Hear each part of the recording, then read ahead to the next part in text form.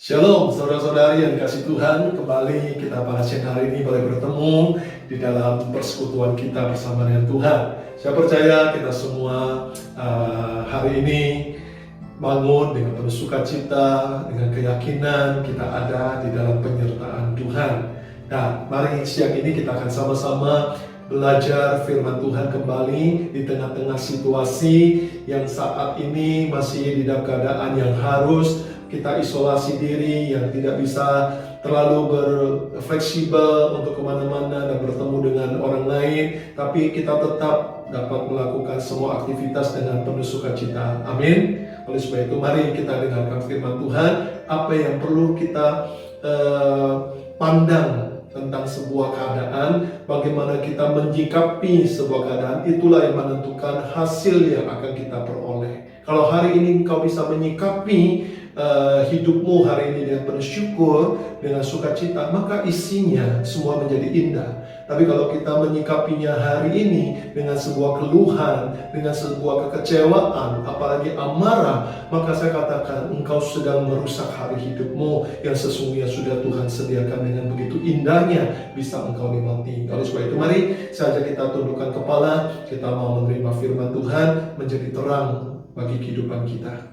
Bapa yang baik, kami ucapkan syukur kembali pada siang ini kami boleh ada di hadapan Engkau, terlebih kami boleh menerima firman-Mu. Biarlah Tuhan Kau mengajarkan kami dalam hikmat-Mu agar kami dapat memandang segala keadaan di sekeliling kami Tuhan dengan kacamata-Mu yang benar, sehingga hidup kami boleh senantiasa tenang dan aman dan penuh dengan sukacita yang datang daripada-Mu. Terpujilah Engkau Tuhan, mari urapi kami semua untuk boleh mendengar firman-Mu, terlebih dapat melakukannya di dalam kehidupan kami. Terpujilah Bapa, di dalam kuasa nama Tuhan Yesus kami berdoa dan ucapkan syukur. Haleluya, amin, puji Tuhan.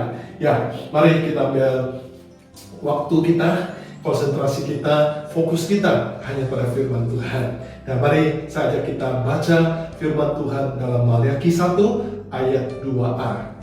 Di sana dikatakan begini, aku mengasihi kamu firman Tuhan, tetapi kamu berkata dengan cara bagaimanakah engkau mengasihi kami. Wow, satu hal yang luar biasa Tuhan katakan kepada kita. Seringkali kita mendengar bahwa firman Tuhan itu mengasihi kita, tapi seringkali kita pun bertanya kepada Tuhan seolah-olah kita dengan keraguan, kebimbangan kita bertanya, bagaimana Tuhan caramu mengasihi kami?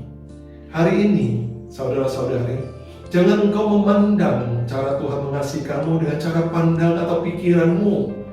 Itu terlalu dangkal, itu terlalu sempit kita memandang kasih Allah. Seringkali kita memandang kasih Allah ketika kita mungkin merasakan, oh hidup kita harusnya hidup dalam keadaan aman, kita tidak harus menghadapi situasi yang demikian, kita tidak harus kehilangan waktu kerja kita, atau tidak kita kehilangan kesempatan untuk usaha dan segalanya. Itu semua hanya pikiran kita yang tidak puas akan sebuah keadaan yang kita hadapi hari ini. Tapi mari kita belajar hari ini untuk puaskanlah hati kita dengan apa yang sudah engkau terima dalam hidup ini.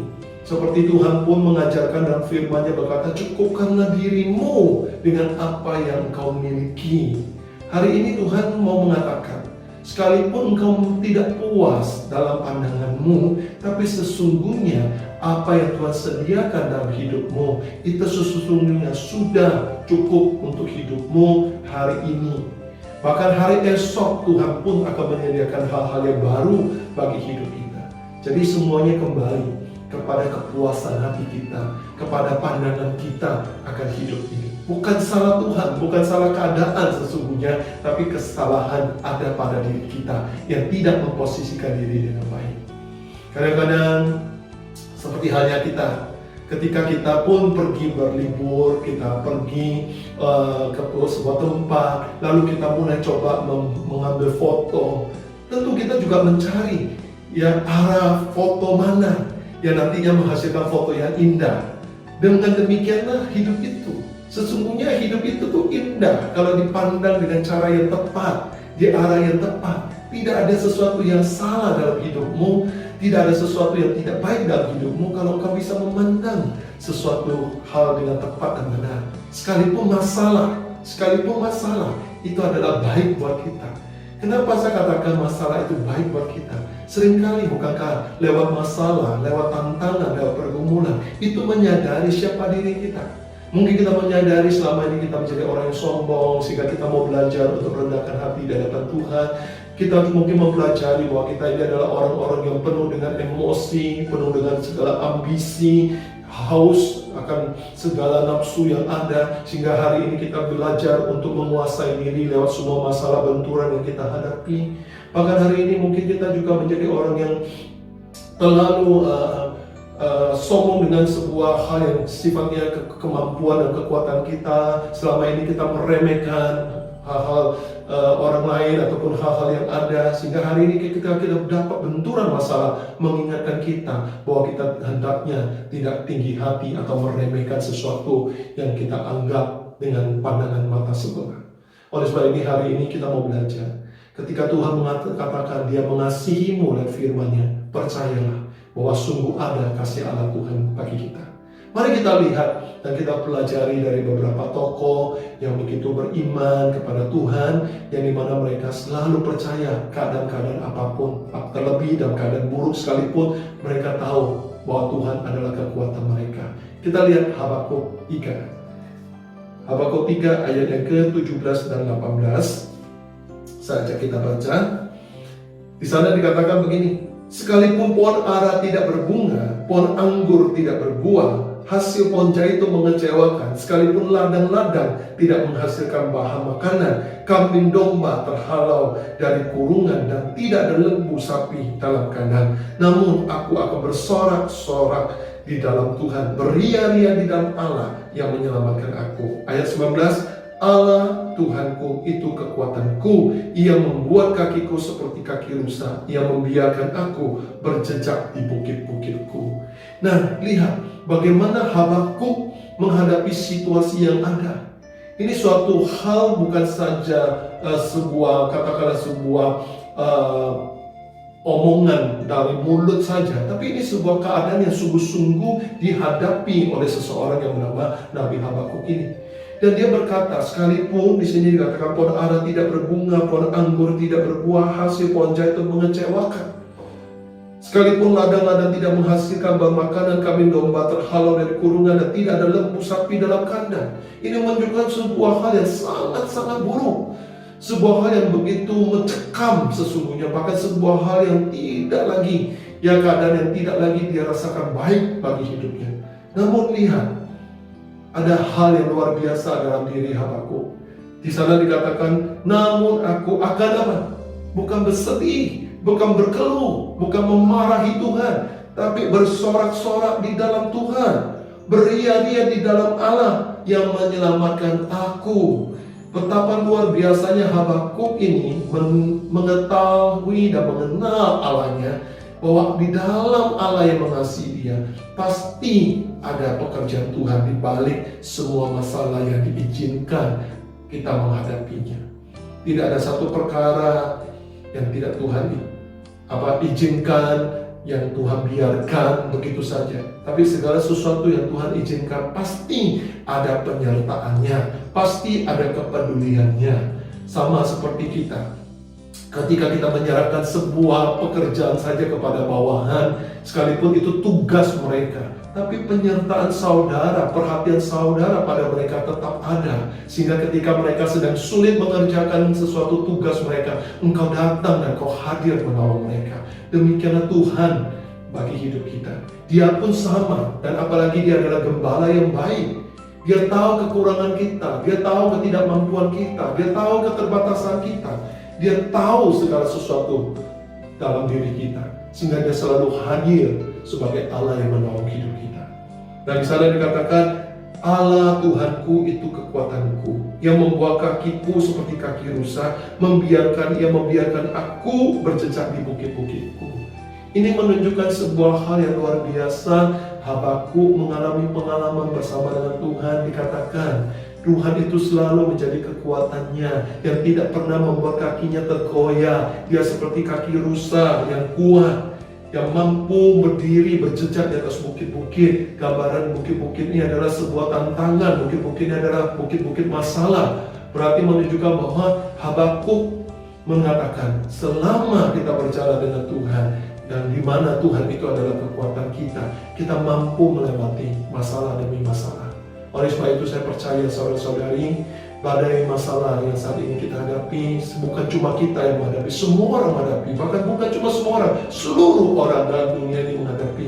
Itu akan lewat, badai itu akan lewat bersama dengan Tuhan. Oleh sebab itu kuatkan hati kita masing-masing untuk percaya, untuk bersandar, untuk selalu mencari Tuhan, menjadikan Dia tempat perlindungan kita, menjadikan Dia tempat kekuatan kita, menjadi Dia tempat sumber pengharapan kita. Dan kita lihat hal berikutnya, seorang tokoh lagi, kita tahu Ayub. Kita lihat Ayub mengalami sebuah kondisi yang sangat buruk. Dia harus kehilangan semua ternaknya, dia harus kehilangan semua anaknya, 10 anaknya, dia harus kehilangan harta kekayaannya, dia harus mengalami sakit penyakit yang begitu rupa. Bahkan dia mendapatkan sebuah perlakuan yang buruk daripada istrinya. Tapi apa yang dilakukan oleh Ayub? Ayub adalah setia, orang saleh dikatakan. Tapi kenapa hal demikian masih dia alami? Kita mungkin kalau diukur saleh, kita masih kurang salehnya. Kita mungkin kalau diukur setia, kita kurang sekali daripada Ayub. Tapi lihat, Ayub yang saleh dan setia, dia pun diizinkan untuk menerima pencobaan daripada iblis. Supaya apa? Supaya Tuhan mau membuktikan kepada iblis, kepada dunia, kepada kita semua bahwa nilai iman seperti Ayub, inilah nilai bagi seorang yang menang. Dan kita tahu di ujung pasal Ayub 42 ayat 2, kita lihat ayatnya berbicara begini. Ayub 42 ayat yang kedua mengatakan begini, aku tahu bahwa engkau sanggup melakukan segala sesuatu dan tidak ada rencanamu yang gagal. Inilah pegangan Ayub. Sekalipun memang Ayub dibentuk di saat kejadian masalah itu sampai pada masuki masa yang krisis, kritis, sekalipun di situ Ayub dibentuk, diproses lewat masalah dan membuat dia menjadi orang-orang yang tadinya saleh, tapi kembali dia menjadi orang yang kuat, menjadi orang yang benar-benar beriman sepenuhnya kepada Allah yang dia percayai. Ingat, kesalehan kita, kesetiaan kita itu patut diuji oleh Tuhan. Lewat apa? Tentu lewat segala tantangan yang kita hadapi. Daripada itulah kita harus selalu sadar, justru lewat tantangan inilah kita harus menunjukkan siapa diri kita di hadapan Allah. Adakah kita adalah orang yang sungguh-sungguh beriman kepadanya? Apakah kita adalah orang yang hanya take and granted aja, memanfaatkan Tuhan itu sebagai pelindung yang kita hanya menikmati hal-hal yang katakanlah mencuri hal-hal kebaikannya saja, memonorsatukan hal-hal kebaikannya saja, sesuatu yang tidak kita sukai atau tidak kita senangi, kita tidak mau menerimanya. Apakah itu pribadi kita? Tentu tidak. Ingat, saya katakan, sekalipun kau tidak masalah, dengan kesukaran dan kesulitan, bersama dengan Tuhan, engkau tetap akan menjadi orang yang bersukacita. Karena di dalam Tuhan, sukacita itu menguasai semua kesusahanmu, kesulitanmu. Tidak ada yang bisa menandingi Allah kita. Ketika Allah berdaulat, Allah berkata lewat firman-Nya, maka semua firman-Nya berkuasa untuk melakukan segala apa yang Dia kehendaki. Tidak ada satu hal pun yang bisa membatasi pekerjaan Tuhan. Ketika Allah membuka, Allah katakan, tidak ada yang bisa menutup. Ketika Allah menutup, maka tidak ada yang bisa membukanya. Percayalah bahwa kasih Tuhan dalam hidup kita itu mengandung kuasa Tuhan yang berdaulat atas kita semua. Jadi kalau engkau mendapatkan Dia dalam hidupmu, kedaulatan dan kuasa Tuhan itu menjadi satu dalam hidupmu. Ketika engkau berjalan dan engkau mengatakan dan melakukannya di dalam imanmu, maka percayalah kuasa itu yang menjadikan segala sesuatu persoalan, kesulitan, kesukaran berubah menjadi sebuah hal yang engkau sukai dan engkau mampu bersorak-sorai seperti Habakuk dan seperti Ayub yang mengalami pemulihan 2 kali lipat dari apa yang dia hilang. Hari ini percayalah, Apapun yang engkau rasakan hilang, ataupun engkau takut akan kehilangan itu, biarkan engkau serahkan kepada Tuhanmu, dan Dia akan memelihara hidupmu, Dia akan menuntunmu, Dia akan membawa engkau pada memasuki masa di depan untuk mengalami penuaian yang besar, karena engkau setia, engkau taat, dan engkau percaya, beriman kepadanya. Amin, saudara-saudari. Cobalah syukur kepadanya di tengah-tengah masalah apapun. Dan mari kita lihat hal berikutnya pada Mazmur 63 ayat 2. Di sini dikatakan Mazmur 63 ayat 2. Ya Allah, Engkaulah Allahku, aku mencari Engkau, jiwaku haus kepadamu, tubuhku rindu kepadamu, seperti tanah yang kering dan tandus tiada berair. Demikianlah kita harusnya menjadi pribadi yang selalu rendah hati di hadapannya. Kita harus menjadi pribadi yang selalu tahu posisi kita di hadapan Tuhan. Kita datang dengan segala hormat kita. Kita datang dengan segala ketulusan hati kita. Bahkan kita datang dengan segala keseriusan kita mencari Dia. Seperti di sana dikatakan, diperumpamakan tanah kering yang merindukan air. Disinilah kita merindukan Dia. Haus, jiwaku haus akan Engkau. Saya percaya kalau kita datang dengan hati yang haus akan Tuhan, maka pemeliharaan Tuhan, kuasa dan kasih Tuhan akan dilimpahkan mengisi kehausan kita. Tapi sebaliknya, kalau kita datang kepada Tuhan dengan segala kekecewaan kita, dengan segala protes kita, apa yang bisa kau dapatkan dari Tuhan? Tuhan akan membiarkan engkau. Tuhan pun akan tidak pernah mau mengubris kita dengan hati yang demikian. Hanya orang hati yang mau berserah, hati yang mau merendahkan hati di hadapan Tuhan, hati yang haus akan Dia, itulah yang akan mendapatkannya. Seperti dikatakan pada Mazmur 63 ayat yang ketiga, demikianlah aku memandang kepadamu di tempat kudus, sambil melihat kekuatanmu dan kemuliaanmu. Hal ini luar biasa. Kalau bagi kita semua orang yang datang kepada Tuhan, kenapa saya katakan orang yang dekat dengan Tuhan hatinya pasti tenang. Kenapa? Orang yang dekat dengan Tuhan selalu akan mampu melihat kekuatan dan kemuliaan Tuhan yang menyertainya, sehingga dia tidak pernah khawatir dan tidak pernah bimbang akan kedaulatan Tuhan bagi hidupnya. Sama seperti dikatakan dalam Mazmur 63. Bahkan di sana dikatakan ayat 4, sebab kasih setiamu lebih baik daripada hidup, bibirku akan memegahkan Engkau. Luar biasa, kasih setia Tuhan itu melampaui hidup kita. Bahkan sejak kita belum ada pun kasih setia Tuhan sudah ada untuk setiap kita. Sehingga percayalah bahwa hidupmu yang ada dalam dunia ini bukan karena kebetulan, bukan karena sesuatu yang pas-pasnya ya daripada hubungan kedua orang tua kita, bukan. Tapi ada maksud dan rencana Tuhan di balik semuanya itu, oleh karena kasih setianya yang begitu besar untuk kita. Sampai kapan? Sampai kelak kemudian kita kembali kepadanya di surga. Itu pun kita akan menikmati kasih setianya yang lebih besar lagi dan kekal adanya. Oleh sebab itu saudara-saudari, mari percayalah bahwa kita selalu ada di dalam perlindungan Tuhan yang kuat dan ajaib. Saya share sedikit bahwa kita pada dasarnya ada hal-hal masalah bagi kehidupan kita, itu wajar karena kita masih ada di dalam dunia yang memang penuh masalah. Tapi hadapilah semua masalah itu jangan dengan kepanikanmu, jangan dengan kekecewaan dan amarahmu, tapi biarlah engkau tetap tenang menghadapinya, karena bersama dengan Tuhan pasti kita akan menang. Bersama dengan Tuhan pasti kita bisa, karena Tuhan kita adalah Tuhan yang sanggup bertindak dalam segalanya. Puji Tuhan, hari ini saya harap dalam firman yang kita dengar pada siang hari ini boleh menjadi berkat yang luar biasa dalam kehidupan kita, tentunya di saat kita menghadapi tantangan-tantangan tersebut. Mari saya ajak kita tundukkan kepala, kita masuk dalam doa. Terima kasih Tuhan atas berkat daripada firman-Mu yang Kau kembali berikan kepada kami pada siang hari ini. Biar kiranya kuasa-Mu Tuhan tercurah bagi atas hidup kami.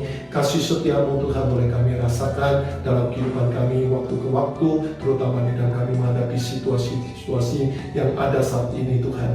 Terima kasih, kami percaya bahwa Engkaulah Tuhan yang mampu menyelesaikan semua masalah yang ada, dan biarlah kami tetap tenang bersama dengan-Mu. Bahkan kami boleh memiliki sorak-sorai hati yang penuh sukacita seperti Habakuk, bahkan seperti iman Ayub percaya bahwa tidak ada satupun rencana Tuhan yang gagal bagi kehidupan kami. Terpujilah Tuhan. Mari Bapa, kami semua mau mengangkat tangan kami buka hati kami, biarlah tangan-Mu yang penuh kuasa Kau tumpangkan bagi kami semua, dan saat itu Tuhan Kau mencurahkan kasih, kuasa dan berkat-Mu bagi kehidupan kami. Dicurahkan berkat yang datangnya dalam Bapa, di dalam kasih dan kemurahan Yesus Kristus, dan di dalam penyertaan Allah Roh Kudus yang setia menyertai kita mulai dari saat ini sampai kedatangan Yesus kali kedua, untuk membawa setiap pribadi kita yang percaya bersama dengan keluarga kita kembali ke dalam kerajaan surga yang kekal untuk berjumpa dengan Bapa yang mulia. Terima kasih Tuhan, di dalam kuasa nama Tuhan Yesus kami berdoa dan mengucap syukur. Haleluya. Yang percaya katakan amin. Selamat menikmati hari yang ada. Selamat beraktivitas. Tuhan memberkati. Amin.